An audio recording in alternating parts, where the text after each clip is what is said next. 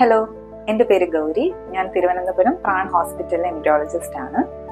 പുരുഷവന്ധ്യതയിൽ അല്പം സിവിയർ എന്ന് പറയാവുന്ന കണ്ടീഷനാണ് അസൂസ്പെർമിയ. അസൂസ്പെർമിയ എന്നാൽ സെമനിൽ സ്പേം ഒന്നും തന്നെ കാണാത്ത ഒരവസ്ഥയാണ്. അസൂസ്പെർമിയെ നമുക്ക് രണ്ടായിട്ട് തിരിക്കാം. ഒന്ന് ഒബ്സ്ട്രക്റ്റീവ് അസൂസ്പെർമിയ, രണ്ടാമത്തേത് നോൺ ഒബ്സ്ട്രക്റ്റീവ് അസൂസ്പെർമിയ.